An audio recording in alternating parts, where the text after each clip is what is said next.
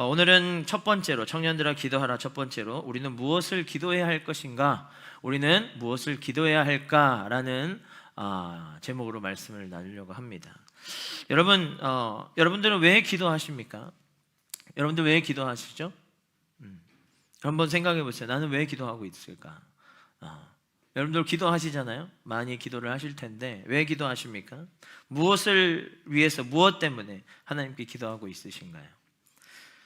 사실 많은 그리스도인들이 기도할 때 보면 맹목적으로 의미 없이 기도하는 사람들이 꽤 많이들 있습니다. 특히나 자꾸만 뭔가를 달라고 그런 말이죠. 막 달라 말이야, 이렇게 막 달란 말이야, 이런 식으로 말하는 사람들도 있던데, 이렇게 막 얻어내려고 막 기도하는 그런 사람들도 많잖아요. 근데 여러분, 솔직히 우리도 그렇지 않습니까? 막 뭘 얻어내려고 막 기도하는 사람들이 굉장히 있잖아요. 기도할 때마다 누구의 유익을 위해서 기도합니까? 여러분, 누구의 유익을 위해서 기도해요? 학교나 취업이나 이성이나 자격증 시험, 관계, 승진 등등등 전부 내게 필요하고 나의 유익을 위한 기도가 굉장히 많이 있지 않습니까?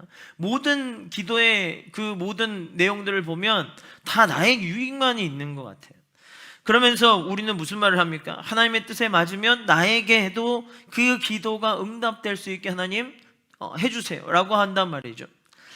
마치 뭐와 같냐면 이미 내게는 이 받아야 할 조건들이 딱 있는 것을 딱 설정해 놓고 그것을 얻고자 하나님을 설득하는 거예요. 하나님, 이거 제가 하고 싶은데 하나님 꼭 주실 거죠? 하나님, 이것은 내가 꼭 필요합니다. 하나님 꼭 들어주셔야 됩니다. 하나님, 제가 지금 이 상황이 이렇고 이 상황은 이런데 하나님 어떻고 저쩌고 계속 하면서 하나님을 설득하는 것처럼 우리가 기도할 때가 굉장히 많이 있습니다. 근데 여러분, 그렇게 기도해서 그러면 응답을 받은 사람들이 있고 응답을 못 받은 사람들이 있을 거예요. 그러면 여러분 생각해 보십시오. 그러면 응답을 받은 사람은 기도를 잘해서 받은 것이고 응답을 못 받은 사람은 기도를 못해서 응답을 받은 것입니까? 또 응답을 못 받은 사람들의 인생은 그러면 비극적인 삶이 되는 것일까요? 그렇지 않잖아요, 여러분. 모든 기도의 응답은 하나님의 손에 달려 있는 줄 믿습니다. 하나님이 주셔야 내가 받을 수 있는 것이고 하나님이 주시지 않으면 내가 받을 수가 없는 거예요.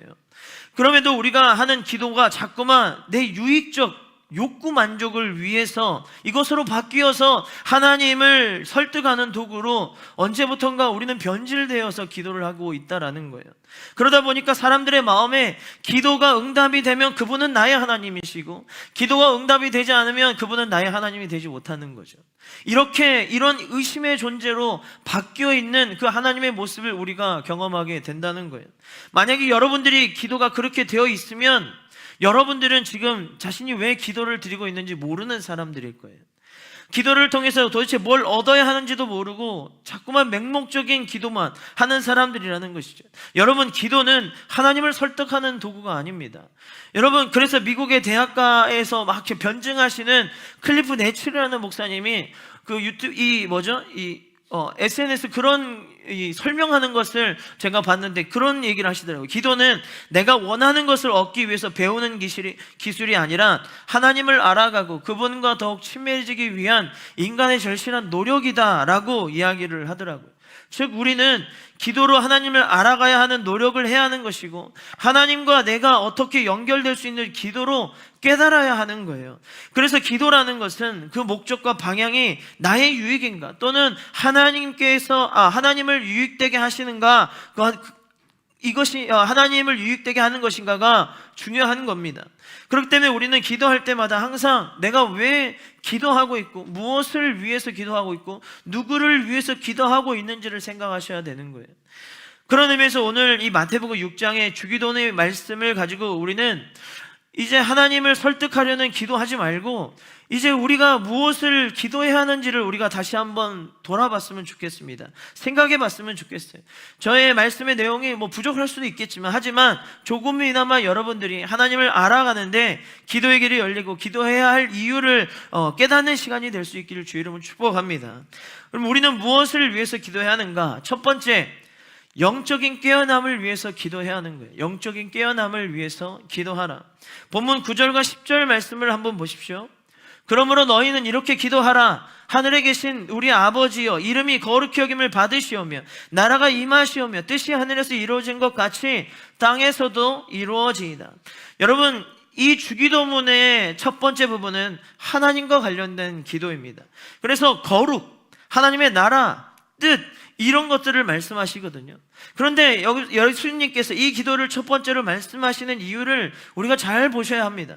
그 이유가 뭐냐면 인간은 스스로 하나님을 알아갈 수 없기 때문에 하나님을 알아가기 위한 기도 제목을 주신 거예요.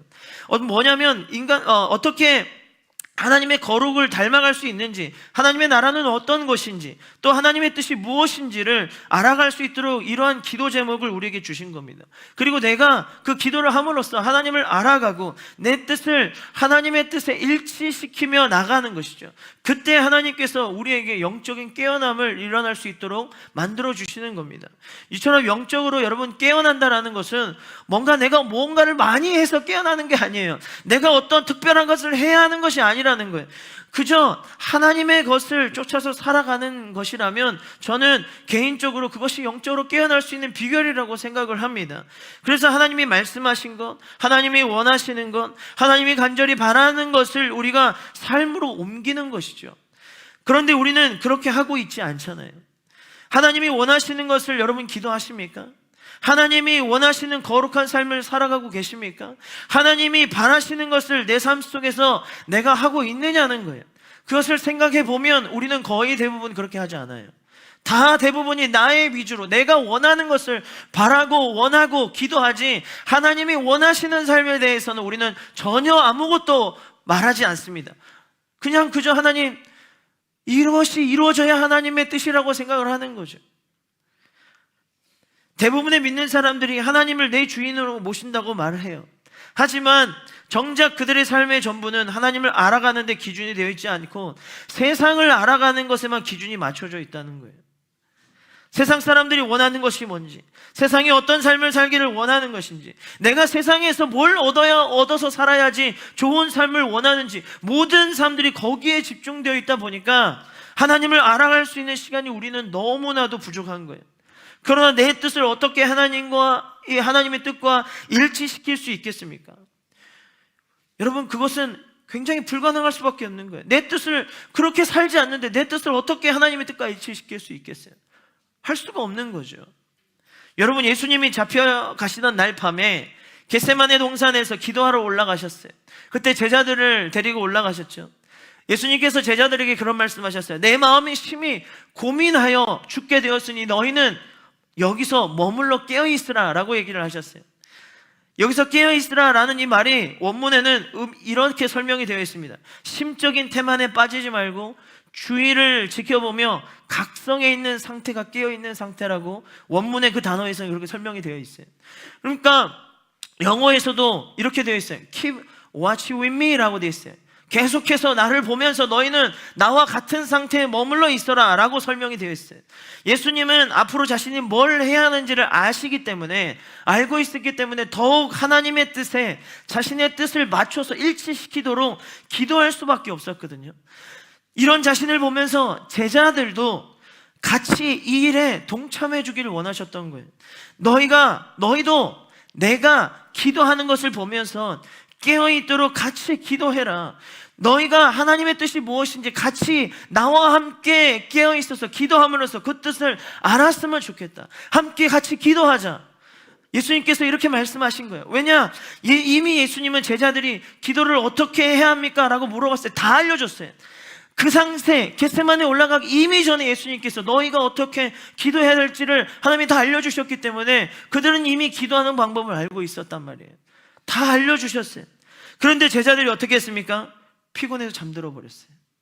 피곤해서 잠에서 깨지 못하고 그 자리에서 그냥 골아 떨어져 버렸어요. 제자들은 예수님이 잡혀가던 그 밤에도 예수님을 하나님의 아들이라고 말하면서도 하나님의 뜻이 무엇인지 알고자 하는 마음이 없었던 것이죠. 끝까지 세상이 원하는 것을 얻고자 하는 마음이 강했다라는 거예요. 그래서 오늘 우리에게도 이 기도가 절실히 필요한 겁니다. 여러분, 어떤 영적인 공동체든 하나님을 알아가려고 하는 그 기도의 모습이 없다면 그 공동체는 망할 수밖에 없는 거예요.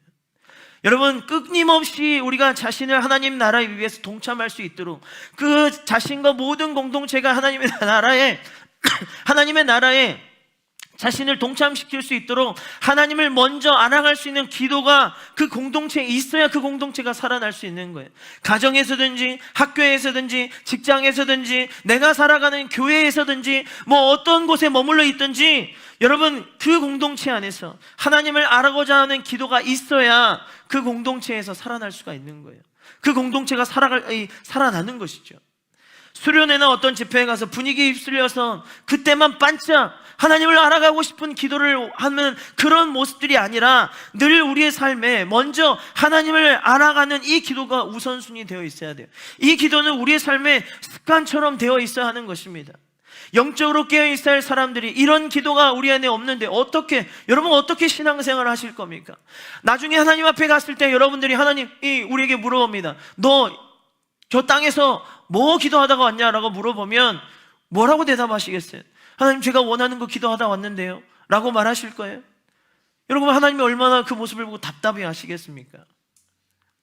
우리가 이런 기도를 안 하니까 어떻게 거룩하게 살아가야 하는지, 내가 하나님의 뜻을 왜 맞춰서 살아가야 하는지, 내 삶에 하나님의 나라를 위해서 왜 살아가야 하는지를 모르는 거예요. 그것을 모르는 거예요. 그러니까 맨날 우리는 이것 달라 저것 달라 그걸 기도만 하고, 나중에는 기도할 것이 없으니까 기도해야 하는 삶의 모습들이, 기도하는 시간들이 우리 삶 가운데 사라지는 거죠. 그러면 절대 내 믿음의 깊이도 더 깊어질 수도 없는 것이고 내 믿음의 성장도 이룰 수가 없는 것입니다. 여러분, 내가 힘들고 어렵고 내가 필요할 때만 하나님을 찾아서 마치 도깨비 무당처럼 그냥 그것을 달라고 요구하는 그런 하나님이 되어 있는 게 아니라는 것입니다. 우리에게는 그런 하나님이 아니에요. 하나님 앞에 기도하는 것은 여러분, 하나님이 원하시는 것을 얻고자 우리가 얻고자 하나님 앞에 기도하는 것이 아니라 하나님이 원하시는 기도의 삶을 우리가 살기를 살아가야 하는 겁니다. 여러분, 그런 모습들은, 우리가 마치 뭔가를 계속 달라고 요구하는 모습들은 여러분 성숙한 기도의 자세가 아닌 거예요. 이제 우리는 이런 기도의 모습들에서 벗어나야 합니다. 성장한 그리스도인이라면 기도도 성숙한 기도가 되셔야죠. 물론 우리가 얻어야 할 것이 있어요. 여러분, 우리에게도 필요한 것들이 많이 있습니다. 여러분, 저도 필요한 것이 굉장히 많이 있어요. 저도 얻고자 하는 것이 너무나도 많이 있어요. 하지만 나에게가 먼저는 그런 것들이 아니라 나에게 먼저는 내 영혼을 살리는 것이고 나에게 먼저는 영혼이 구원받는 것이 먼저입니다. 이것이 먼저예요. 그러려면 여러분, 내가 조금 더 하나님을 알아가려고 애쓰고 노력하고 그런 모습들이 되어야지, 내게 삶 가운데 조금 얻지 못해서 그것 때문에 힘들고 불편하고 그것 때문에 힘들어하는 그것들은 좀 내려놓을 수도 있어야 되지 않겠습니까? 오늘 이 말씀을 준비하면서 오스왈드 챔버 목사님이 그런 말씀을 한 걸 제가 찾아봤습니다. 기도 때문에 치러할 불편을 생각하지 말라. 하나님은 당신을 기도하기 위해 모든 것을 희생하셨다라고 말한 적이 있습니다. 여러분, 그렇기 때문에 나의 영적인 깨어남을 위해서 먼저는 하나님을 알아가는 마음이 우리에게 우선순위 되셔야 돼요. 이것이 기본적으로 우리 가운데 있어야 되는 것입니다. 사랑하는 여러분, 저는 여러분들에게 간절히 바라고 원하는 것은 오늘부터 매일 하나님을 알아갈 수 있는 기도를 할 수 있었으면 좋겠습니다. 여러분, 그 기도를 시작하십시오. 교회에 와서 예배를 드릴 때도, 여러분들이 섬기는 그 장소에 가서도, 교사를 하든지 어떤 성가대를 하든지 어떤 장소에서 뭘 섬기든지 뭘 하든지 셀 모임 할 때도 이 기도를 먼저 하세요. 하나님을 내가 알아가고 싶습니다. 하나님을 내가 알아야 하나님의 뜻에 내 마음의 뜻을 일치시킬 수 있는 것 아닙니까? 하나님, 내가 하나님의 뜻을 알고 싶습니다. 이 기도가 저 여러분들의 영적인 잠에서 깨어질 줄 믿습니다. 이런 기도를 우리가 먼저 해야 되는 거예요. 이 기도가 여러분들과 저의 인생에 있을 때 하나님께서 더욱더 우리를 잠에서 깨워주게 만들고 우리 인생의 기도가 변해가고 우리 인생에서 기도가 뭔지를 더욱더 깊어질 수 있는 그런 시간들이 저와 여러분의 삶 가운데 있을 줄 믿습니다. 그러면 여러분들의 인생에 기도를 통해서 하나님을 알아가는 시간들이 매일같이 많아지고 늘어날 수 있는 그런 믿음의 사람들 될 수 있기를 주의 이름으로 축복합니다. 두 번째는 믿음의 힘을 얻기 위해서 기도하라는 것입니다. 믿음의 힘을 얻기 위해서 기도하라. 본문 12절과 13절 말씀을 한번 보십시오. 우리가 우리에게 죄진 자를 사하여 준 것 같이 우리 죄를 사하여 주옵시고 우리를 시험에 들게 하지 마옵시고 다만 악에서 구하옵소서. 자, 여기서 보시면 예수님은 제자들에게 죄와 관련된 기도를 가르쳐 주세요. 자, 어떤 것들이 언급되고 있습니까? 죄사함, 시험, 악을 언급하고 있단 말이죠. 그러면 예수님은 왜 이런 것들을 언급하고 계시냐라는 것이죠. 제가 이 부분을 묵상하는데 그런 마음이 들었어요. 믿음에도 힘을 가지면 죄의 것들로부터 자유할 수 있겠다라는 생각이 들었어요. 왜냐하면 지금 예수님이 말씀하신 죄사함, 시험, 악도 우리의 힘으로 이길 수 있는 것들이 하나도 없거든요. 우리의 힘으로 절대 이길 수 있는 것이 하나도 없어요. 한 번쯤은 이길 수 있어요. 그러나 믿음의 힘이 없으면 우리는 또 죄에 넘어질 수밖에 없는 그런 사람들이잖아요. 여러분, 오늘 언급된 세 가지도 한번 보세요. 죄사함이라는 것은 내가 스스로 하나님께 믿음을 고백해야 죄사함을 받을 수 있는 것이죠. 인간은 스스로 자신의 죄를 용서할 수 있는 자격을 갖춘 존재가 아닙니다. 인간은 그런 자격이 없어요. 죄사함을 해줄 수 있는 그 존재가 우리는 아니란 말입니다. 우리 존재 자체가 피조물이기 때문에 똑같은 피조물끼리는 서로가 죄를 용서할 수 있는 자격이 존재하지 않아요. 인간은 그저 하나님의 형상대로 지음받은 피조물의 최상의 단계일 뿐이지 죄사함을 줄 수 있는 그런 단계가 아니라는 거예요. 그래서 그 죄를 용서받기 위해서 하나님의 아들이신 이 아들 되시는 이 신이신 예수님이 이 땅에 오셔야만 했던 겁니다. 신의 존재가 아니면 누구도 우리의 죄를 감당할 수 없으니까요. 그만큼 우리에게 있는 이 죄가 하나님께는 분노였고 하나님께는 정말 이 신도 감당하기 어려운 굉장히 무서운 형벌감이었단 말이에요. 그러나 예수님을 믿으면 이 무서운 죄의 형벌을 용서하시겠다는 거죠. 이것이 굉장히 큰 믿음의 힘인 거예요. 그래서 우리는 이 믿음의 힘을 세상 속에서 잃어버리지 않기 위해서 기도하는 것이 필요한 겁니다.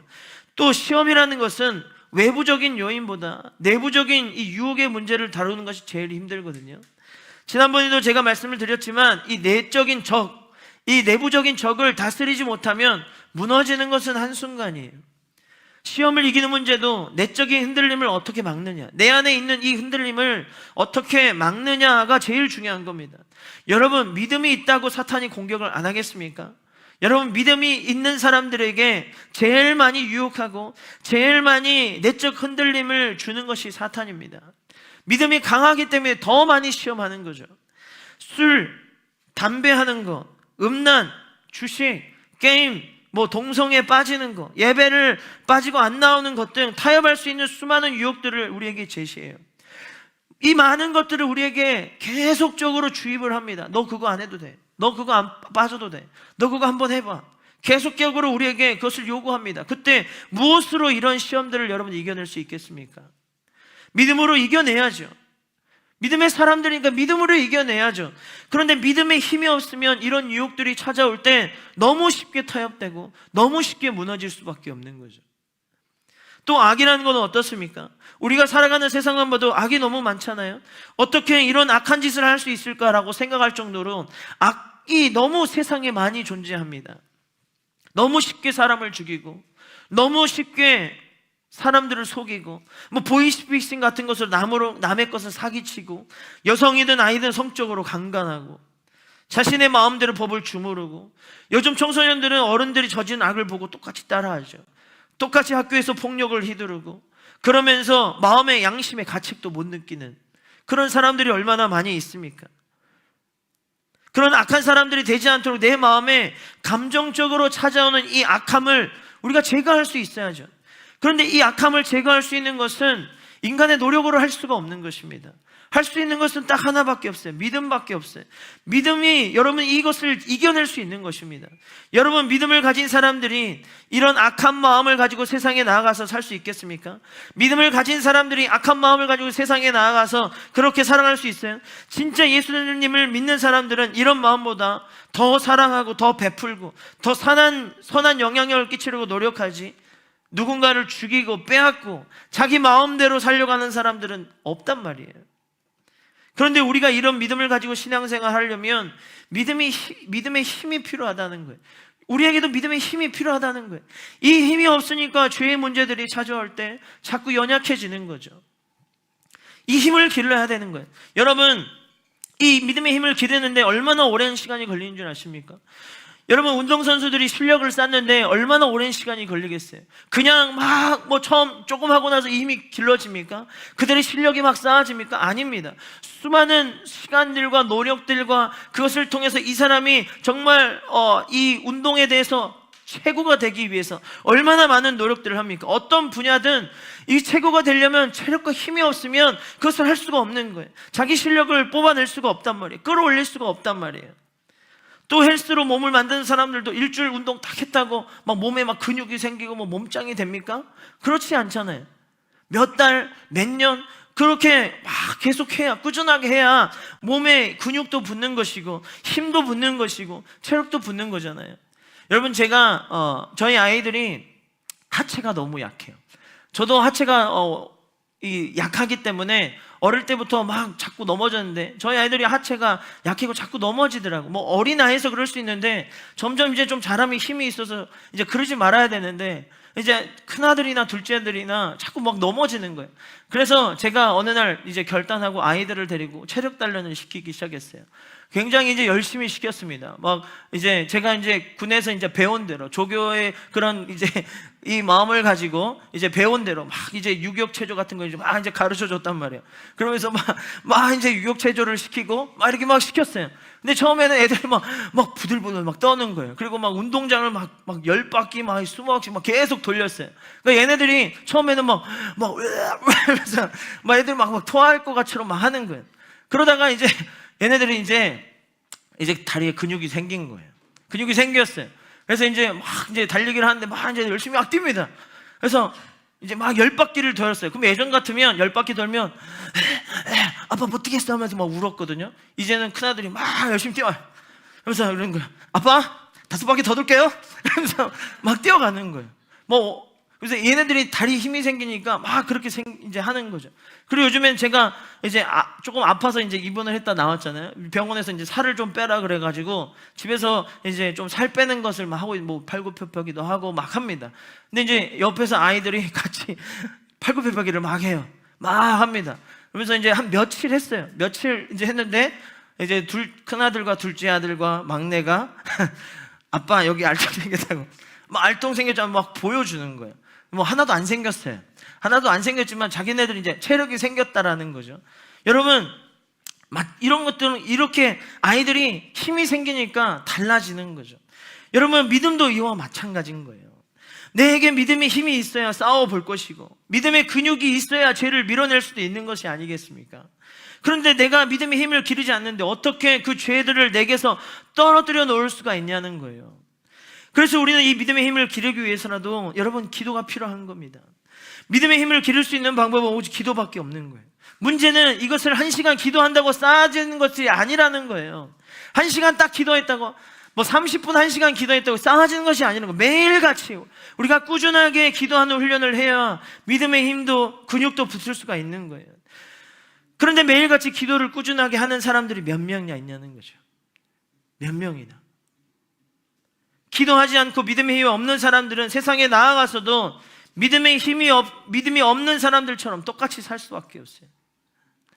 그런데 그거 아십니까? 주님이 어떤 사람들을 더 질책할까요? 믿음이 있는데도 기도하지 않고 사탄에게 패배하고 사는 그런 사람들을 더 많이 질책하신다고요. 믿음이 있는데 기도를 안 해요. 믿음이 있으면서도 기도하지 않고 패배하고 사는 사람들을 하나님 더 질책하시겠죠. 제자들을 한번 보십시오. 그들이 매일 혼난 이유가 뭐예요? 믿음이 없다라는 이유로 매번 혼났어요. 그런데 주님이 우리에게 안 그러실 것 같으세요? 나중에 우리도 기도하지 않는 믿음을 보시고 똑같이 질책하실 거예요. 그 질책을 받지 않기 위해서라도 여러분 기도하십시오. 여러분, 믿음의 힘을 키우는 것은 저를 위해서 기도하라고 말씀드리는 거 아니에요. 나 좋다고 말을 하는 거, 목사님 좋아라고 기도시키는 거 아니잖아요. 여러분들이 영원히 사탄에게 빼앗기지 않고 생명을 지키기 위해서 기도하는 거잖아요. 누구를 위해서 기도하는 겁니까? 나 자신을 위해서 기도하는 거예요. 여러분들을 위해서. 여러분들 좋으라고 기도하라고 하는 거예요. 저 좋다고 기도할 거면 뭐라고 말하겠습니까? 이런 말들을. 그럼 정말 열심히 기도하면 되는 것이. 여러분들 좋으라고, 여러분들이 믿음의 힘을 키워서 세상에 나아가서 싸워지지 말라고 기도시키는 거예요. 그래서 철로역정의 저자 존 번연이 이런 말을 남겼습니다. 기도하는 사람이 죄를 그치게 만든다. 그렇지 않으면 죄가 사람을 유혹하여 기도를 그치게 만든다라고 이야기를 했습니다. 그렇기 때문에 여러분, 우리도 믿음의 힘을 쌓기 위해서라도 사무엘이 고백한 것처럼 더욱 기도하는 죄를 멈추면 안 되는 거예요. 기도하는 것을 멈추면 안 되는 겁니다. 그러므로 기도함으로 믿음의 힘을 기르십시오. 기도함으로 죄와 멀어지고, 기도함으로 시험과 악을 이기기 위해서 어떻게 해서든 기도로 무장하시란 말이에요. 그래서 여러분들의 인생에서 나의 믿음의 힘으로 승리했다, 내가 믿음을 지켜서 내 믿음이 힘이 있어서 내게 찾아오는 그 모든 악한 것들 내가 이길 수 있었다, 내가 이 믿음의 힘으로 승리했다 라고 고백할 수 있는 신앙과 삶이 될 수 있기를 주의 이름으로 축복합니다. 마지막 세 번째는 나의 변화를 위해서 기도하라는 것입니다. 나의 변화를 위해서. 오늘 본문에서 언급하고 있는 주기도문의 전체는 변화와도 관련이 있습니다. 여러분, 우리가 기도하는 이유가 무엇입니까? 삶의 변화와 신앙의 성장을 위한 거죠. 우리는 이것을 위해서 기도하고 있는 겁니다. 그런데 여러분들이 기도하면서 뭐가 변하고 성장했냐는 거예요. 여러분들이 수많은 기도 속에서, 그 수많은 기도하는 시간을 통해서 여러분들의 인생 가운데 뭐가 변하고 성장하셨어요? 내 뜻을 하나님의 뜻에 맞춰가며 하나님을 알아가고, 내 삶의 모든 부분이 하나님을 주관하시는 것이고, 우리가 믿음의 힘을 길러 죄와 싸우기 위해서 기도한다면 내 삶에도 변화가 있어야 되는 거예요. 내 삶에도 변화가 일어나야 하는 것이 아니겠어요? 그럼에도 불구하고 지금까지 신앙생활을 하면서 수많은 기도의 시간들을 가졌을 텐데 여러분들은 얼마나 변하고 성장하셨습니까? 여러분, 저는 내가 기도했는데 변화하지 않고 성장하지 않은 것에 대해서 자책하는 것이 아닙니다. 여러분들이 지금까지 신앙생활 하면서 변화와 성장이 없었다면 지금부터라도 그런 기도 하시라는 거예요. 예수님을 믿는데 인격이 안 바뀌어요. 예수님을 믿는데 언행과 행동이 안 바뀌고, 예수님을 믿는데 신앙의 성장이 없다면 기도에서 바뀌어야 예수님을 믿는 것이 삶에도 의미가 있지 않겠습니까? 그런데 예수님을 믿는데 삶에는 변화가 없어서 사람들이 맨날 그 사람을 향해서 손가락질하고, 내 입에서는 맨날 불평과 분노가 사라지지 않고, 자기 생각과 연민에 빠져 살고, 누굴 품어줄 마음도 없고, 내가 당한 만큼 다른 사람도 똑같이 당해보라고 복수할 마음만 가지는 그런 모습들의 사람들만이 우리에게 얼마나 많냐는 거죠. 그런 모습들이 한번 생각해 보십시오. 그 사람들이 그 많은 사람들이 그런 사람들을 여러분 좋아할까요? 또 그 사람들이 예수 믿는 사람들을 좋아하겠습니까? 여러분, 변화된다는 것은 바뀌는 것 그 이상을 말하는 거예요. 성장한다는 것은 어린이나 아이와 같은 모습을 뛰어넘는 그 이상을 말하는 것이고요. 예수를 믿고 사는 것은 바로 그런 거예요. 그럼에도 왜 우리가 그 정도의 수준이 안 되냐면 기도로 그만큼 내가 깎여 나가질 않은 겁니다. 어떤 고난을 겪고 어떤 환난을 겪어야만 내 안에 있는 이 모난 성품이 깎이고 변화된다고 착각하지 마세요, 여러분. 그것은 그저 내 삶의 경험의 일부일 뿐인 것이죠. 그러나 모난 내 성품과 성격을 완벽하게 깎아서 변화시킬 수 있는 것은 기도밖에 없어요. 기도가 뾰족했던 나를 둥글게 만들 수 있는 연마기와 같은 겁니다.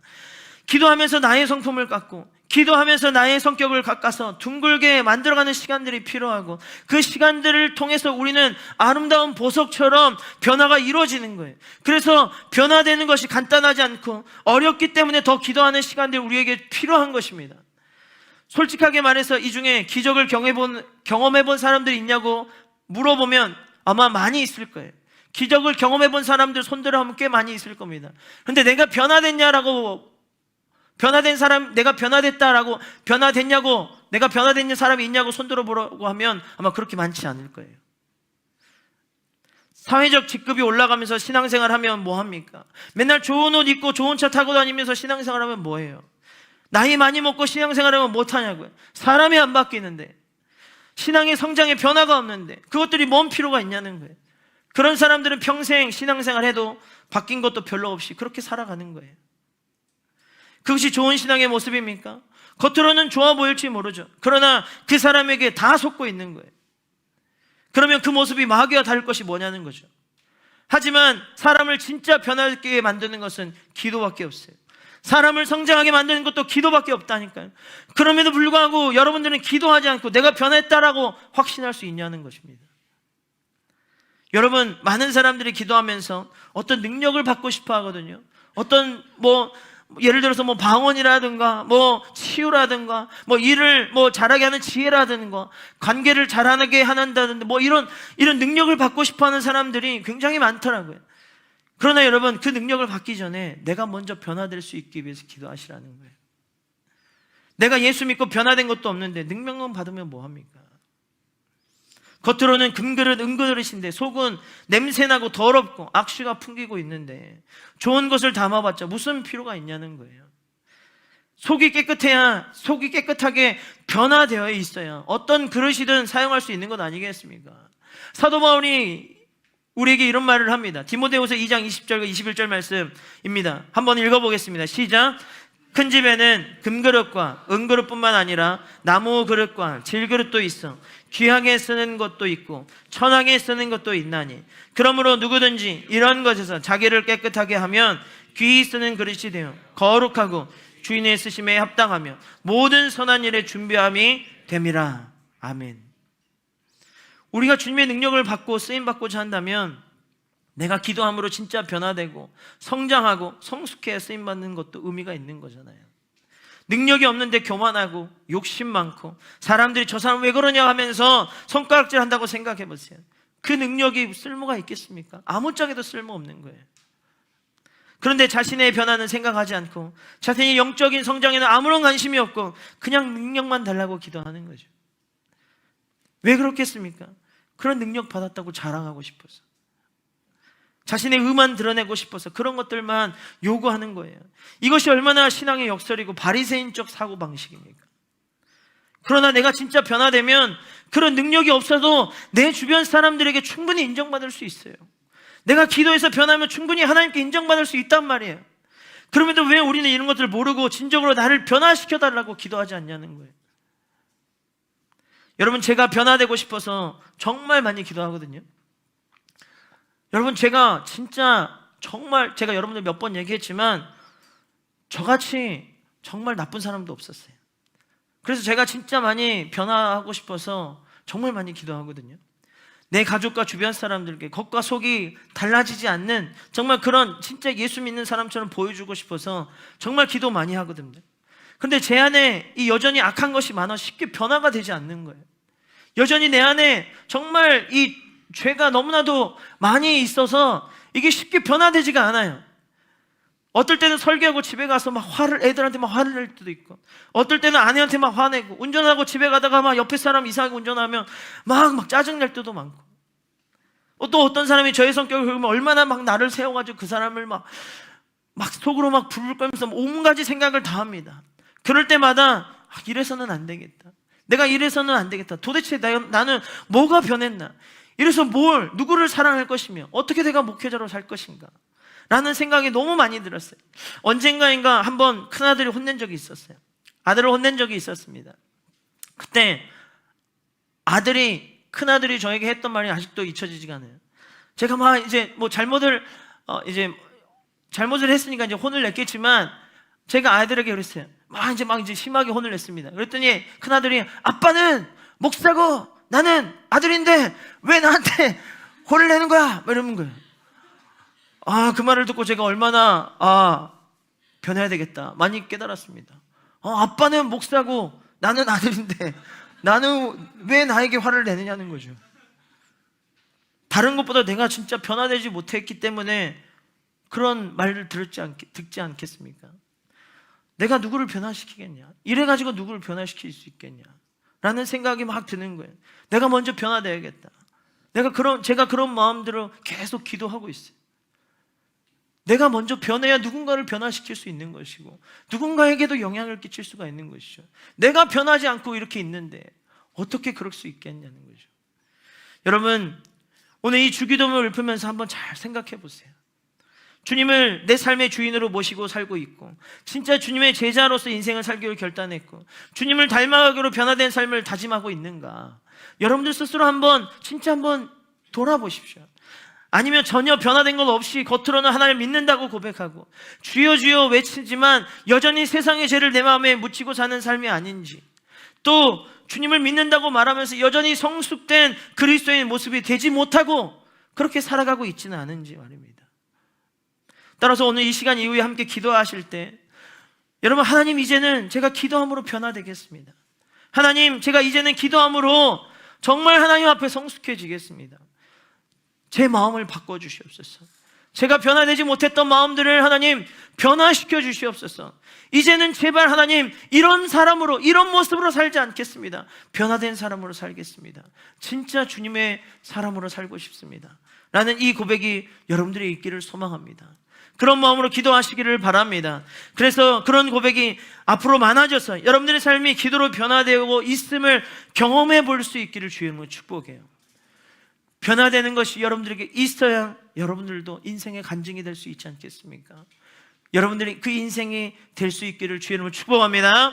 말씀을 정리하겠습니다. 사랑하는 여러분, 오늘 말씀을 통해서 우리는 무엇을 위해 기도해야 될 것인지에 대한 세 가지를 살펴보았습니다.